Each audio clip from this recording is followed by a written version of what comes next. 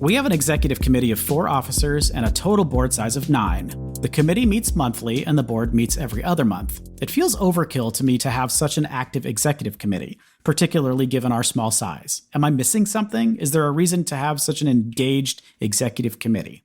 So I think for your size organization, you are completely spot on. It's totally overkill.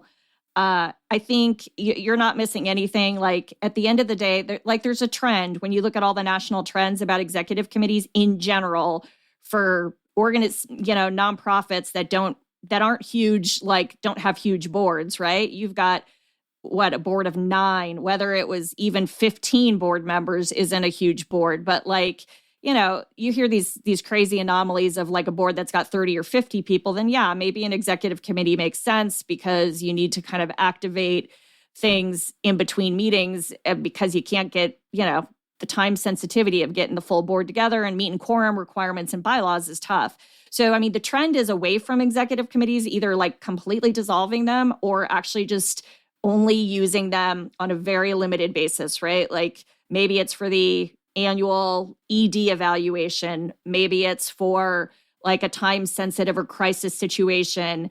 Maybe there's something you really want to position or think through that you want to present to the larger board. So that's where like very much as needed, like so that it's not a standing meeting. It's literally called as needed, is what I'm seeing and what I would recommend based on your size, not knowing a ton about your organization. But for a board of 9, first, it's just that doesn't even make any sense to me, right? Like, and it probably was a structure, like for a while, people were like, oh, this is the committee you're supposed to have, right? It's your office, generally, it's your board officers. But like, is that really working? Like, is that really working for you? We need to take a look at all our committees and ask that, like, do we really need this committee? And for this one, like, it leads to board disengagement and it leads to a ton of repetition. The people on the executive committee feel like they're repeating a lot of stuff that like then is done at the board meeting. And the people at the board meeting who aren't part of that cool club of executive committee members feel like all the decisions are being made without them or whatever, like however it's run, but just feel like they're not kind of like their voice isn't an equal to the others. And that's problematic, right? Like each individual board member has fiduciary responsibilities. So like you can't like just have a quasi, like a board within a board, which is what I think most executive committees turn into. So I've obviously got some strong feelings about it. And again, like I'm not saying never an executive committee. I think if you've got board members that are like throughout the United States, or you have a really large board, there might be some benefits for an executive committee. And that might make more sense, but not for the kind of organization you're talking about. So I'm going to step back like a whole step because Stacey started talking about this as if everybody already knew what yes. was. Right? Shame on which me. Gets strong opinions. So let me just ask you a couple of questions. So what's the use case for an executive? What's an executive committee when it's done well supposed to do? Usually you see executive committees that step in. So it truly is those time sensitive like items. So like a crisis, maybe there's, I don't know what the crisis is. There's a crisis, or there is like a staff that's gonna, threatening a lawsuit, like something that you need to rally the troops quickly and like make some quick decisions is generally, right, like where you see executive committees having a lot of value. Some organizations put all the kind of roles of a governance committee, like all the board management and the board managing itself with recruitment and engagement, they put that on an executive committee. So I guess if you don't have a governance committee, you could do that. But then I have concerns about what if some of your problems are your board officers? Then you've got a group of officers also doing the like governance stuff, right? So I just, I've not seen executive committees used well. And I do think the ED evaluation tends to be a place that lives. So it can be a periodic committee, but like doesn't need to be something that like it's like form follows function, right? Like so I don't know. To me, that's what needs to be asked. So maybe if you are relying on your executive committee, it means either maybe your bylaws, you need to look at your bylaws Right. again to make sure that you're not giving your board too many responsibilities. Like for example, the check signing authority, like nothing can be signed Right.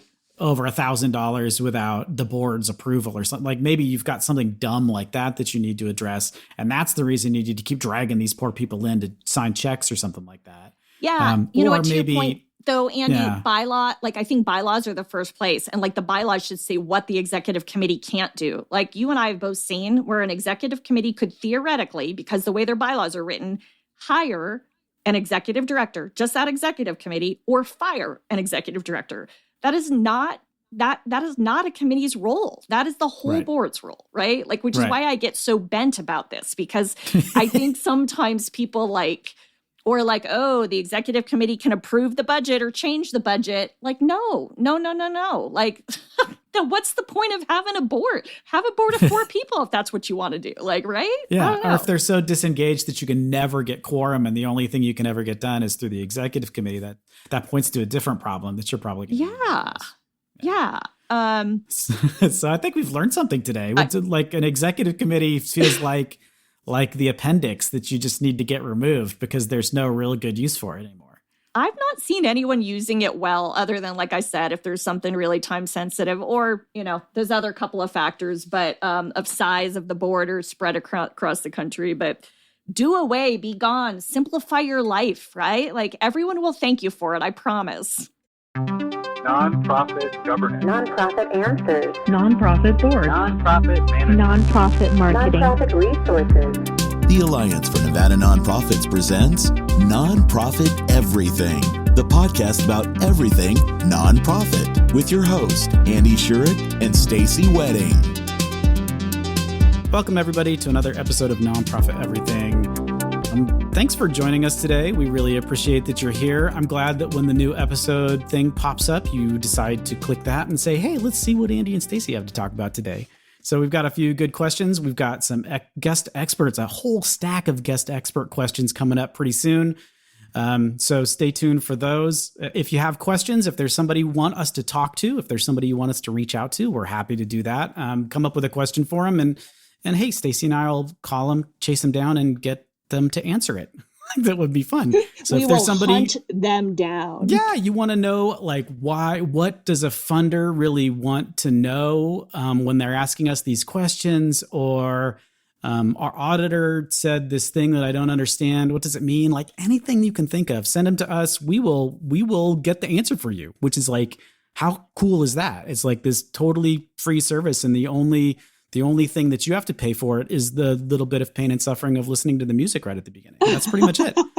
Which is great music, by the way. But I will tell you, on a side note for those listening, when we first started, that music has grown on me. But when we first started, I totally insulted that music and then found out, wasn't that your own recording, Andy? Yeah, I do those because it's fun. And I'm actually changing the ones at the end every once in a while, just as like a little Easter egg. So the end music starts like the beginning, but then it gets weird. So I've done like 3 or 4 different versions now. So if you turn it off right at the end, there's like usually 30 seconds of something new. So that's like a good reason to listen. A good lesson for me, stop like saying stuff like this, Stacey, like insert foot and mouth. Like that was one of those moments. So, but I think this is a good learning experience about feedback.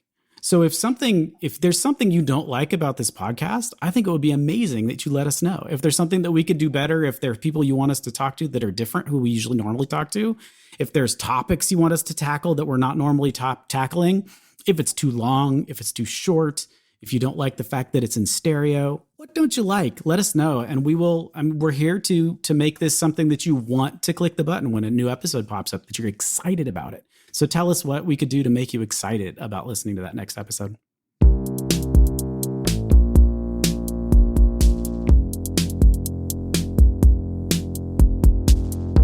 I have a guest expert, Tracy Gniewek. And if you have not met Tracy, this is a must-do. She's quite the bubbly personality, very knowledgeable. And I got acquainted with her just a handful of months ago and really appreciate her being with us today. Welcome, Tracy.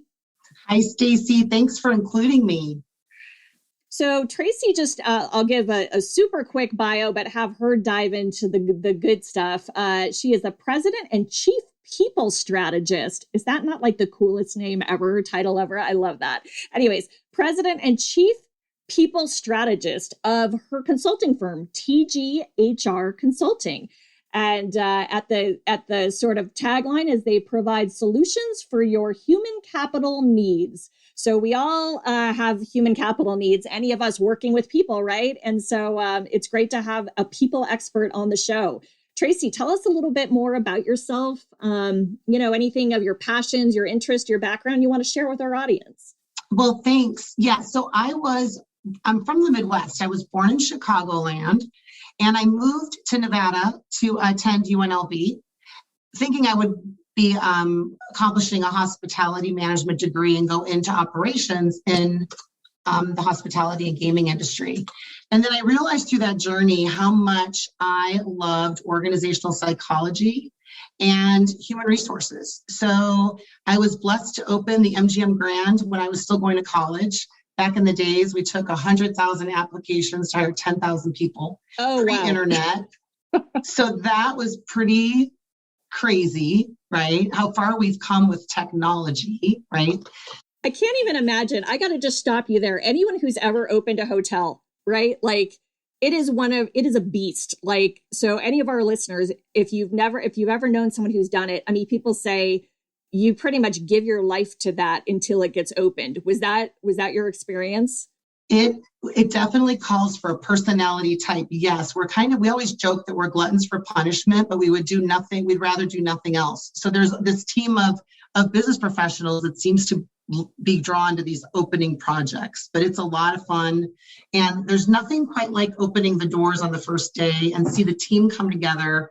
And you've kind of gone through a war in a roundabout way and really just have this camaraderie that is hard to duplicate elsewhere. So after going through that major opening in hospitality, I had a career working in large organizations and eventually running HR teams. And I loved it. There came a point in my career, though, that I realized, I have this entrepreneurial spirit that I wanted to explore. So without much of a plan, honestly, I started my company about 7 years ago, figuring I could use the skills and the knowledge I've learned with new builds, running large HR teams, and working in just a diverse environment and support other businesses that need help in the HR arena. Awesome. Well, I think it sounds like you've got quite a bit of expertise and experience, probably a lot of stories too. So we'll talk about those another day, but appreciate you joining us. We are going to dive right into our question and get your counsel on it. I could use some HR advice. One of our longtime staffers had a major medical emergency and has used up her 6 weeks of PTO. Our medical leave policy states that after PTO is used up, then leave is unpaid. I'd like the organization to still pay her while she heals. What is the best and most equitable way to do this? That's a really great question. And I actually get that question quite a bit. There's a few things we need to take a step back at and look at first. Okay. There's a federal law called the Family Medical Leave Act. And depending on the size of your employer group, if you have more than 50 employees, you may be required to comply with FMLA. So there are limits, which the FMLA in most states does not require payment, but you may have to offer employees up to 12 weeks of time off. Okay. So there's Part A, which is evaluating what federal, and then every state has some requirements also that would be an area you may need to look at, first of all, to understand what your responsibilities are as an employee. As an employer. And Tracy, can I stop you for a minute? If someone doesn't have that, right? Like many of the nonprofits that are our listener, very few nonprofits, right, have 50 or more employees. So I'm guessing then, does that mean they do not fall under FMLA? It would depend what state they're located in. So for example, Nevada, under 50, you don't need to worry on anything that's mandated. However, California is a good example. If you have more than 5 employees in California, their laws are very similar, almost mirror FMLA. So really, you've got to evaluate what state you're in and understand what those requirements are. Okay. So there's that. Does that make sense? Yeah, it does. Thank you. Okay. Now from there, so the individual has 6 weeks of PTO that they've used and they need additional leave time. I think you are not required. I always take a step back and say, what is the culture and what is our real flexibility from a business, from our business environment? Are we at a peak time? Do we have some flexibility? And evaluate what actually would work for your environment. I always advocate to try to work with your employees. You know, in this market, it's really hard to find good employees anymore. So the more we can work with someone on helping them be successful, especially for a medical reason, I always would advocate for that. A couple things you want to be mindful about, though, especially on the medical situation. If you're offering employer sponsored health insurance, there are policy guidelines, usually within those health plans, that require a certain amount of hours worked. You just want to be mindful before you make any decision on behalf of the employer as well as the employee, that you understand clearly what that would look like, just so employees aren't surprised if there happens to be a change in their medical coverage. Oh, that's a really good point. Yeah, I didn't even think about that one. So theoretically, someone could, if they aren't, if they're not working time and they've used up their PTO, it sounds like maybe there's a possibility they would be discontinued from maybe the health insurance until they were actively working again. Is that what you're saying? There could be, yes. Okay. So you would want to make sure, and this is a very easy, of course, a missed situation often because people don't work in this arena very much, right? This is especially for a small employer group. How often hopefully it doesn't happen often that you need someone who needs extended leave like this, but just be mindful, check those policies, check with your broker, make sure you understand what that looks like because you don't want any surprises. Absolutely. And especially in states like Nevada, a lot of employers can offer continuation through COBRA, even if the employer can't continue the coverage. But there are some situations where COBRA plans are not COBRA eligible if your company is not of a certain size. So you just want to be mindful of all that stuff. So as you're approaching PTO payout, one of the keys is just consistency. If you feel you can offer the flexibility, make sure you're really clear on what that looks like. Unpaid time off is okay. Some employer groups want to offer an extended amount of time, but again, paid time. But that again, you're just opening yourself up to evaluate what happens to us if it happens again, and are we going to be able to afford or to handle the situation in the same way? So have you seen, I know one of the things I've heard of people doing is, employees donating. Maybe there's employees who have unused PTO and they donate it. That's a really great point. Okay. Yes. So I think there's a couple different avenues you can put in place for preventative support should this happen again. I mean, if you're in the throes of it, it's kind of hard to act on it right then. But employers can set up groups where people can donate their time off for others. That is clear policy. And but there are policies you can set up that are very team focused. And they're really great opportunities to build that morale within the organization and support someone in need. And especially, I guess that's kind of along lines with why we are nonprofits, right? We want to support one another and create a culture that aligns with our mission. So that's really a great point, CSC, to reinforce that. The other thing that more employers are getting and this is actually, I didn't think this would turn into a benefits chat, but it's I think it's really relevant, right? Yeah. Is in addition to the time off, a lot of employers can't afford to offer company paid short-term and long-term disability. But there are options out there where you may offer those as voluntary benefits to give people an option to maybe purchase income replacement insurance, so that if ever running into this kind of situation, that would be something that could provide additional income for them, even when their company paid or their organization paid time off runs out. Okay, that's another great option. And I'm wondering, I mean, I'm going back to thinking about something you said a little earlier regarding consistency, and thinking about the potential precedent that could be set with this one situation that sounds like it may have been a first-time situation for this organization.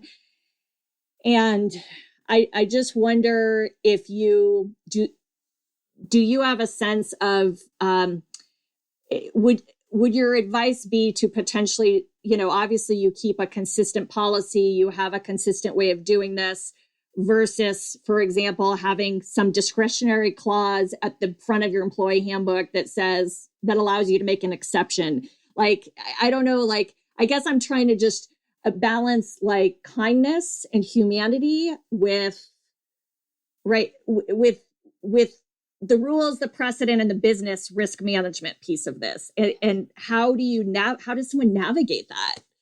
It's tricky. It really, really is. So that's a really great observation. I believe with policies like this, the best way to structure them is it's like a reasonableness policy, right? There is a situation where we may have the flexibility, but we don't commit to that flexibility, right? And sometimes these situations, again, hopefully not that commonplace, but need to be case by case at some level.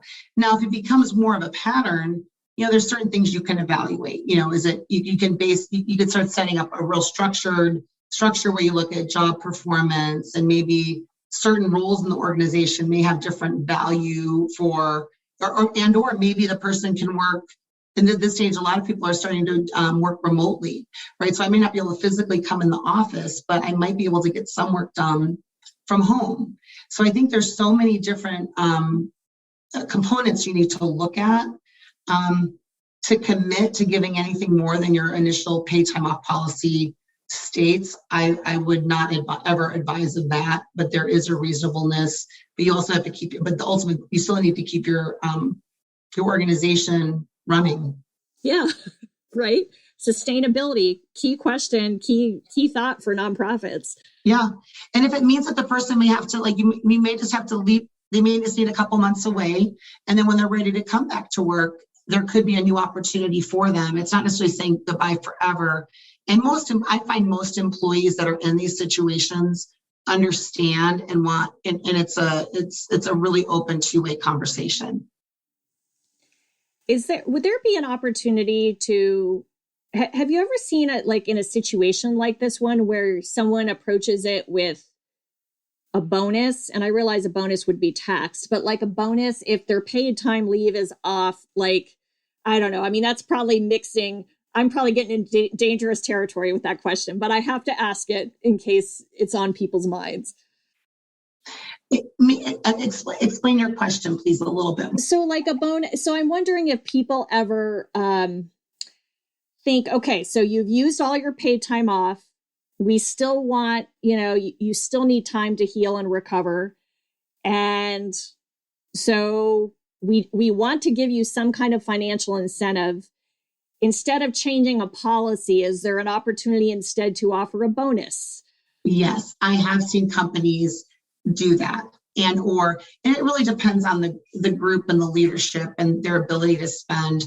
But I have seen business owners make a decision to say, hey, you know what, or they're recognizing their staff is having the exorbitant amount of medical bills, even though they may have a policy or not. I've seen employers make decisions to give checks or give payment.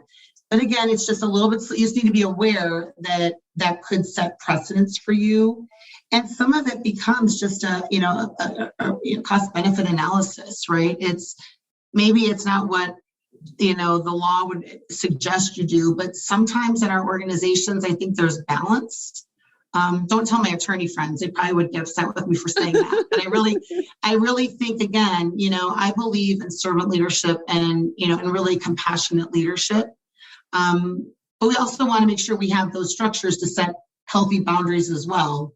because we can't say yes to all these requests either, because that won't be healthy for the rest of our organization and the rest of the team that needs gainful employment, right? Wow. Well, you've given, there's a lot to think about related to this, and something that felt like a very simple question with a simple answer, as we find out often, is never quite as simple as it seems on first blush. Exactly. Yes. So is there anything? Never easy. Yeah, it's never easy. And it's any decisions involving people and people's lives. That's tough, right? Like we're all, I think, and really I'm sitting there thinking about, from even the rest of the staff's viewpoint, how this situation is handled. It sets the tone. And to your original point, what's the culture, right? What's the culture in this organization? Because this could set the tone for a lot moving forward and help increase morale about, I work for an amazing organization that cares about its people and is smart about the way it goes about it, right? Or, gosh, I work for an organization that could care a lot. It's all about the bottom line, even though we're a nonprofit. It's all about, there's no human element. And I think that's the danger in something like this, is trying to balance both of those sides of it. Mm-hmm. Agreed. It's complicated, but it's complicated at some point, but then really isn't. I think so many times, and I've noticed this, there are studies that some of this is also, the thought processes are different based on generation as well. But I think, really it's sometimes just common sense, what works for the organization, what works for that person, but also what does it then, if I take a step back, does it put maybe a burden on the remaining staff that I'm not looking at? So everyone wants to help that person, but, really at the organization, what are the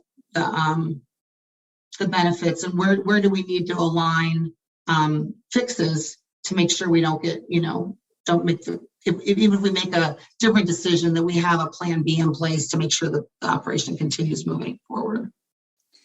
Well, this has been very helpful. I so appreciate you sharing your expertise, your time, your wisdom with us, Tracy. Thank you for that.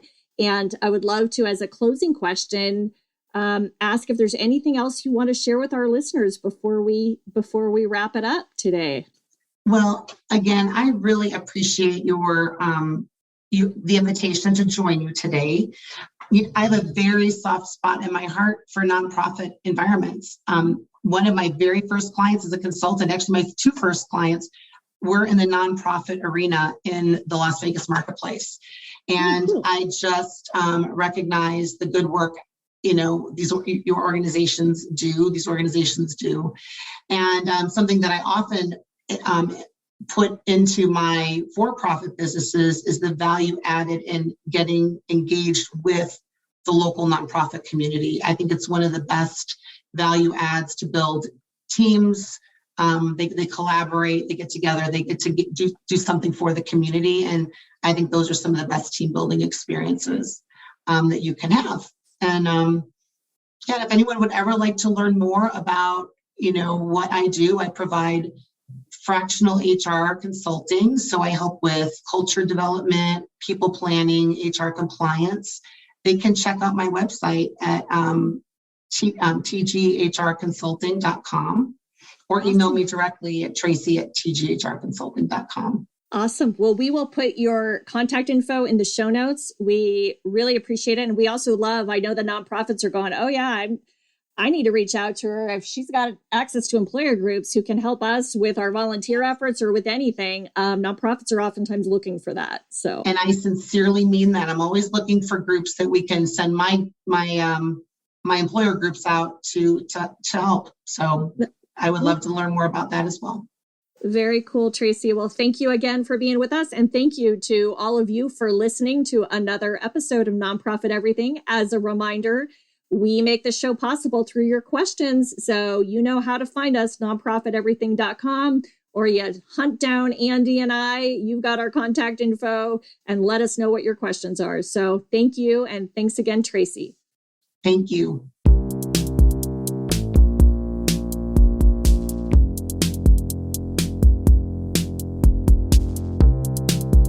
It's come and gone already. the Nonprofit Everything podcast? Did that just whiz by because you were just so engrossed in the content? I hope so. Thank you for listening. We certainly do our best to try to keep it entertaining and not a complete drudgery for you. So thank you for listening. Thank you for being with us for another episode. And we make this content from your questions. So truly do not make us come up with any obnoxious questions on our own. Like, you don't want those. We don't want those. We want your questions. We want to know what's on your mind. So, find us and let us know, and we'll get it covered for you. Thanks so much.